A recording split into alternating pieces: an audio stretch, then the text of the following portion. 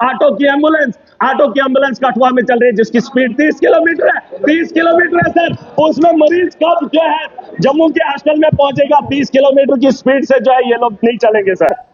मोदी सरकार ने सर, सरकार ने कहा था कि नौजवानों के रोजगार के लिए हम लोन लाएंगे, लोन भी दिया। पिछले 10 साल से सर पैसा बांटा जा रहा है। बताया था कि ये लोग सब्सिडी देंगे, उन लोगों ने वो पैसा वापस भी किया, उनकी सब्सिडी नहीं आई, डिप्रेशन का शिकार है, ना लोन अदा कर पा रहे हैं। उस उम्र के बारे में कि इनके वेजेस को यहां पर बढ़ाया जाना चाहिए। हमारे यहाँ कश्मीर की कंपनी, कश्मीर के अंदर जो कंपनी काम कर रही है, प्रोजेक्ट बना रही है, वहां पर अगर 40,000 या 30,000 एक लेबर को तनख्वाह मिलती है, सैलरी सर, और वहीं हमारे खिताई चनाब के अंदर, जम्मू डिवीजन के अंदर कुछ लोग ठेकेदारी कर रहे हैं और वही कंपनी, वही काम, वही प्रोजेक्ट, और उस आदमी को 15,000 दिया जा रहा है। 25,000 का घोटाला, ऊपर से ठेकेदारी हो रही है। मेरे पास लोकल लेवल पे टेंडर कराने बड़े जरूरी है और एक टीम बनाई जानी चाहिए जो रॉयल्टी ले, और रॉयल्टी के अंदर बहुत धांधली है। मैं चाहता हूं डिप्टी सीएम के नोटिस में ये बात लाना चाहूंगा, रॉयल्टी देखने वाली एक टीम हो ताकि उससे रेवेन्यू जनरेट किया जाए, क्योंकि पिछले 4-5 साल में रॉयल्टी में जो धांधली हुई है आप अंदाजा नहीं कर सकते। मैं उसमें आरटीआई लगाने वाला हूं और पता करूंगा कि इलीगल माइनिंग या माइनिंग जो लीगलाइज है उससे रॉयल्टी कितनी उठाई गई है। और मैं डिप्टी सीएम साहब से उम्मीद करूंगा कि आने वाले बजट में इजाफे में माइनिंग का एक बहुत बड़ा योगदान रहना चाहिए। सर पीडब्ल्यूडी की बात है, टेंडरिंग टाइम पे नहीं होती है। जिस तरीके से हमारे एक दोस्त ने कहा, बहुत अच्छी बात कही, 3 महीने के अंदर हमारे काम होते हैं, लेकिन जब टाइम पे टेंडरिंग नहीं होती है तो काम शुरू ही नहीं होते हैं, ना वो कभी खत्म होते हैं।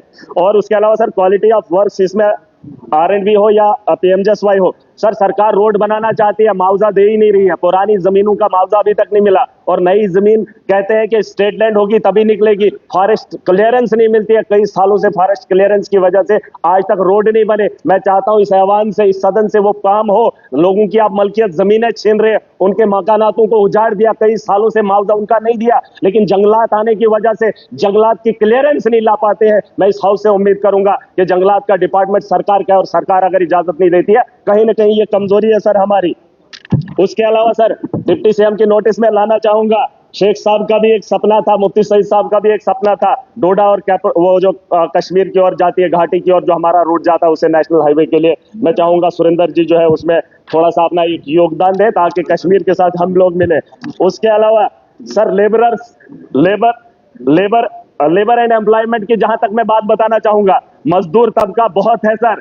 आज मैं कल की बात बता रहा हूं, कल होली का दिन था, महाकुंभ में मेला था। मेरे 2 नौजवान सर, अजीत कुमार और विजय शर्मा, जिनके बारे में मैंने यूपी सरकार से उम्मीद की थी, रात को उन्होंने लाश नहीं दी, जिनकी उम्र एक की 20 साल है और एक की 21 साल है। रोजगार मांगने के लिए गए थे, उम्मीद से गए थे, वहां पर मौत होगी, लाश भी नहीं ले आए सर हम। मैं कहना चाहता हूं लेबर के बारे में कि इनके वेजेस को यहां पर बढ़ाया जाना चाहिए। हमारे यहाँ कश्मीर की कंपनी, कश्मीर के अंदर जो कंपनी काम कर रही है, प्रोजेक्ट बना रही है, वहां पर अगर 40,000 या 30,000 एक लेबर को तनख्वाह मिलती है, सैलरी सर, और वहीं हमारे खिताई चनाब के अंदर, जम्मू डिवीजन के अंदर कुछ लोग ठेकेदारी कर रहे हैं और वही कंपनी, वही काम, वही प्रोजेक्ट, और उस आदमी को 15,000 दिया जा रहा है। 25,000 का घोटाला, ऊपर से ठेकेदारी हो रही है। मेरे पास सारे सबूत हैं, मैं इस ऐवान में उन्हें जमा भी करूंगा, एजेंसीज को भी दूंगा। कहां से हमारा जो है नौजवान सर तरक्की करेगा, कहां से हमारा जम्मू कश्मीर खुशहाली की ओर बढ़ेगा? जहां के नौजवान काम भी करता है उससे उसका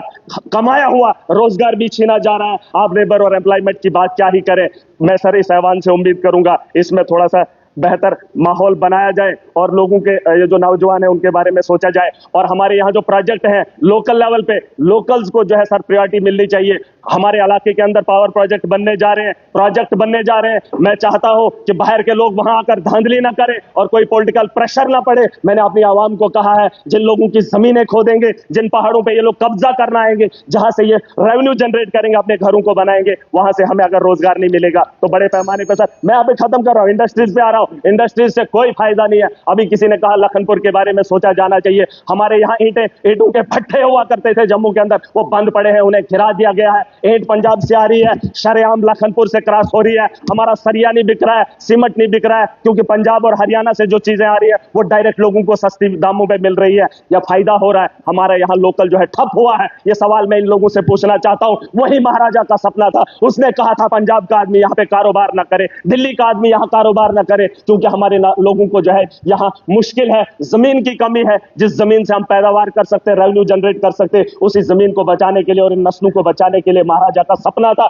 जिस सपने को तोड़ा गया और ये लोग तालियां बजाने लगे थे। सर मैं बात खत्म कर रहा हूं सर, मैं बात खत्म कर रहा हूं। और सर मोदी सरकार ने, सर सरकार ने कहा था कि नौजवानों के रोजगार के लिए हम लोन लाएंगे, लोन भी दिया। पिछले 10 साल से सर पैसा बांटा जा रहा है। बताया था कि ये लोग सब्सिडी देंगे, उन लोगों ने वो पैसा वापस भी किया, उनकी सब्सिडी नहीं आई। डिप्रेशन का शिकार है, ना लोन अदा कर पा रहे हैं, उस उम्मीद में है कि हमारा पैसा कब वापस आएगा। सर बात खत्म ही करूंगा, सर बात खत्म ही करूंगा। मैं चाहूंगा इन लोगों को बता दो सर इन्होंने